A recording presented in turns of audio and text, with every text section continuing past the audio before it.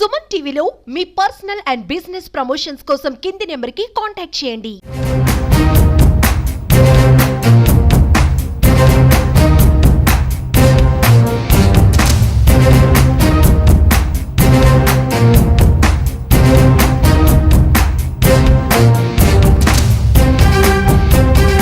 తన కోసమైనా ఇద్దరికి ఇటు కోడలికి కానీ అటు కొడుకు కానీ ఎప్పుడైనా చూసాం 100 సార్లు చెప్పాం. ఆడపిల్ల ఉంది, మీరు ఏదో సరదాకి చేశారు, పిల్ల భవిష్యత్తు చూడండి అన్న. ఎవరు వెళ్ళలేదు, వాళ్ళు వెళ్ళలేదు, వీళ్ళు వెళ్ళలేదు. ఏం చేయమంటారు? తండ్రిగా నేనేం చేయాలి? ఎవరొకరు వినాలి కదా. ఎవరు వెళ్ళలేదు. సరే, ఇప్పుడు మీ కోడలు చేస్తున్న ఈ ఫైట్కి మామయ్యగా లేకపోతే అత్తయ్యగా మీ వైఫ్ అండ్ హస్బెండ్ సపోర్ట్ ఎట్లా ఉంటుంది? మాకు ఎటువంటి సంబంధం లేదు ఈ గొడవలో. ఎస్, తను ఎంత ఐఎమ్ నాట్ గోయింగ్ టు, మేమేం ఇన్వాల్వ్ అవ్వం. You're not going to involve. ఏ రకంగా చూడొచ్చు సార్? అంటే మీ అబ్బాయి తప్పు చేయలేదు కాబట్టి ఎంతవరకు వెళ్ళినా తను పర్ఫెక్ట్గా నిరూపించుకుంటాడు అనా, లేకపోతే పెళ్ళైన తర్వాత నా చేతిలో లేరు వీళ్ళు, ఒక 3 రోజులు మాత్రమే మన ఇంట్లో ఉన్నారు కాబట్టి ఆ తర్వాత ఇద్దరు చేయి దాటిపోయారు, అక్కడ ఏం జరుగుతుందో మాకు తెలియదు కాబట్టి ఆ కాన్సెప్ట్లో ఇంకా ఏదైనా మేము పట్టించుకోము అని? అదే సేమ్ కరెక్ట్. అదే మేము ఇంకా పట్టించుకోదలుచుకో, మమ్మల్ని వాళ్ళు పట్టించుకోలేదు కాబట్టి మేము వాళ్ళు పట్టించుకోదలుచుకో. ఎవరిని పట్టించుకో. మరి ఇప్పుడు ఇంకొక అమ్మాయితో ఉంటున్నాడు, పెళ్లి చేసుకున్నాడు అనే విషయం మీకు తెలుసు అని నక్షత్ర చెప్తోంది. ఏడు తెలియడు. ఇప్పుడు నిన్న ఏదైతే సినిమా ఆఫీస్లో కనిపించినటువంటి అమ్మాయితో ఆ అబ్బాయి ఉంటున్నట్టు, ఇష్టపడినట్టు, పెళ్లి కూడా చేసుకుంటున్నారనో లేకపోతే పెళ్లి చేసుకున్నారనో మీకు తెలుసు అని ఇంతవరకు తెలియదమ్మా. అలాంటివి నా దగ్గర చెప్పడానికి వాళ్ళకి అంత ధైర్యం ఇంకా లేదమ్మా. నేను ఇంకొకరిని తీసుకెళ్ళిపోతాను, ఇంకొకరిని చేసుకుంటానని చెప్పడానికి ధైర్యం లేదు. అంతవరకు కరెక్ట్. నాకు ఇంతవరకు ఆ విషయాలు తెలియదు. అంటే పర్సనల్గా అడుగుతున్నామని కాదు, దాకా నాకు తెలియదు. టీవీలో న్యూస్ చూసిన దాకా నాకు కూడా టీవీ 2:30కి తెలిసింది. అంతవరకు నాకు ఏం జరిగింది ఏమిటి అనేది నాకు తెలియదు. సార్, మీ కోడలు చెప్తుంది నిన్న మీడియాతో, తేజే అన్నాడు స్టెప్ మదర్ కాబట్టి అక్కడ నేను ఉండలేకపోతున్నాను, అందుకే బయటికి వెళ్ళిపోదాం, వేరే కాపురం పెడదాము అని. ఇదంతా నిజమేనా సార్? తల్లిగా తను ఎట్లా చూసుకుంటారు? ఇప్పుడు వాడొచ్చి డాడీ ఈవిడ స్టెప్ మదరు, నేను భరించలేకపోతాను, ఈవిడతో వెళ్ళిపోతాను ఆడంటే నేను నమ్ముతాను. మరి ఈవిడ చెప్తుంది అలాగ అన్నాడని. ఎంతవరకు నిజం నాకేంటి తెలుస్తుంది? నాతో అయితే అనలేదు కాబట్టి ఐ కాంట్ బ్లేమ్ హిమ్. నాతో అంటే వెంటనే చెప్పేస్తాను, ఇక జీవితంలో అడుగు ఎక్కొద్దంట. ఆ మాత్రం ఫోన్ కాల్స్ కూడా మేము చెయ్యం. అది విత్ యువర్ పర్మిషన్ మేడంతో మాట్లాడడానికి ఏమైనా ఉంటుందా? మేడం గారితో ఏం మాట్లాడద్దు. నో లేదు, నువ్వు క్వశ్చన్ లేదు. ఏటి ఆవిడే నిజాలు చెప్తా? ఆవిడకి ఏటి తెలుసు? పెంచింది నేను, దాసాను, అర్థమైందా? కాబట్టి ఆవిడని ఎలా చేయను మాట్లాడడానికి. నిన్న ఫోన్లో కూడా అత్తయ్య మీ అబ్బాయి ఇలా చేశాడు అని తిను ఏడుస్తూ ఫోన్ మాట్లాడింది మీ వైఫ్తో.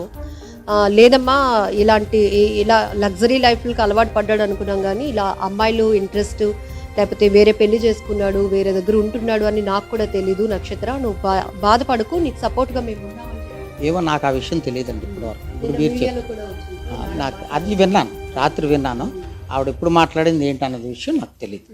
జనరల్గా ఎప్పుడైనా ఏమైనా గొడవలు అయితే పిల్లడి తరఫు నుంచి కన్నా పిల్ల తరఫు నుంచే మాట్లాడతాం. ఎందుకు? సంసారం కుదుట పడాలని. ఆ మాత్రమైనా ఎందుకు మాట్లాడింది అనుకుంటే ఆవిడకి ఈ గొడవలన్నీ తెలియవు కాబట్టి, ఈ కోర్టు కేసులు ఈ గొడవలు తెలియవు కాబట్టి, కలాలు అనుకుంటాం కాబట్టి ఆ మాత్రం అవే కోర్టు కేసులు ఇవన్నీ ఉంటే ఆవిడ కూడా మాట్లాడదు. సార్, మ్యారేజ్ ఎలా అయింది సార్? పిల్లల పెళ్లి ఉన్నంతలో కన్నా అప్పు చేసైనా చాలా గ్రాండ్గా చేయాలని అనుకుంటున్నాం. గ్రాండ్గా చేసాం, చాలా గ్రాండ్గా చేసాం.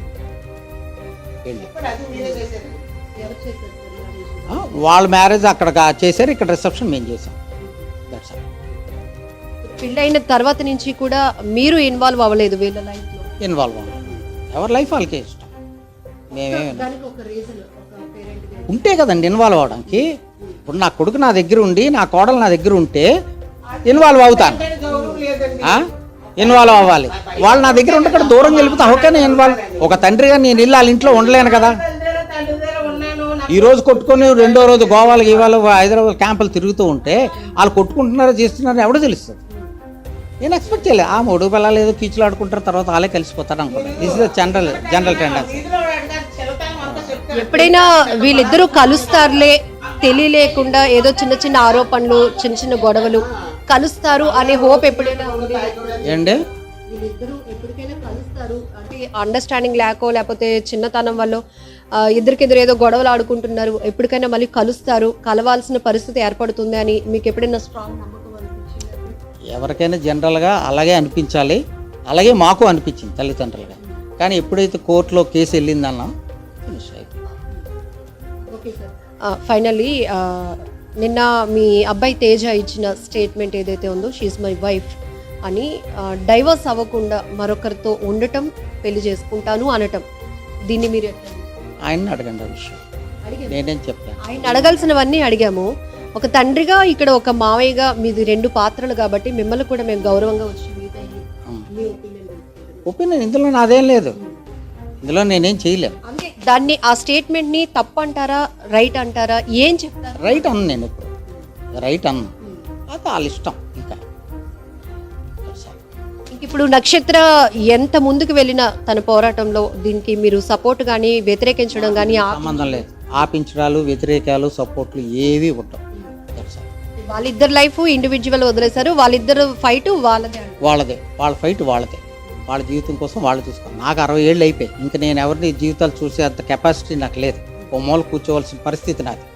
So I can't involve all these things. ఎందుకంటే నాకు ఇంకో 2 చిన్నపిల్లలు ఉన్నారు, వాళ్ళని చూసుకోవాలి.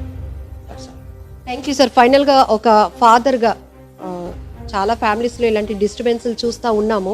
సో పేరెంట్స్కి దగ్గరగా లేకపోవడం వల్ల పిల్లల పరిస్థితులు తెలుసుకోలేని పరిస్థితి. ఇప్పుడు మీరు అంటున్నట్టుగానే ఇలా ఉండకుండా ఉండాలంటే ఒక మెసేజ్ పిల్లలకి కానీ పేరెంట్స్కి కానీ ఇద్దరికి. అమ్మ, మెసేజ్ అంటే ఒకటి వినండి, పెళ్ళిళ్ళు అయిన తర్వాత ఎప్పుడు కూడా వాళ్ళ తల్లిదండ్రుల దగ్గరే ఉండాలి. ఉంటే పిల్లలు పుట్టిందాకా తల్లిదండ్రుల దగ్గర ఉంటే పిల్లడు భయభక్తులతో బతుకుతారు. ఒక పిల్లడు పుట్టిన తర్వాత వాళ్ళు సెటరేట్ అవుతారు. అప్పుడే తల్లిదండ్రులను వదిలి వెళ్ళిపోయిన తర్వాత వాళ్ళు మనం ఏం చేయలేం. అర్థమైంది కదా?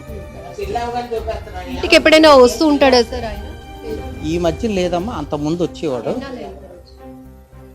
ఓ 3-4 సంవత్సరాలు అయిపోయింది. ఒకే ఊర్లో ఉంటున్నారు, జస్ట్ ఒక 20 నిమిషాల దూరంలో మాట్లాడతాం. నేను ఎక్కువ ఉండను ఊర్లో, నేను విజయవాడ వెళ్తుంటాను. నేను లేకపోతే వాడు రాడు. That's all. మనవరాలు, మీకు మనవరాలు, వాళ్ళిద్దరికి ఒక చిన్న పాప ఉంది. ఆ పాప భవిష్యత్తు ఏంటి ఆ తల్లిదండ్రుల చేతిలో ఉంది, మన చేతిలో ఏముందమ్మా? వయసు అయిపోయినోడి చేతిలో ఏంటి ఉంటుంది చెప్పమ్మా? ఎవరైతే కన్నారో ఆ తల్లిదండ్రుల చేతిలో ఉంటుంది. దానికంటే ఏం చెప్పలేదు. No comments.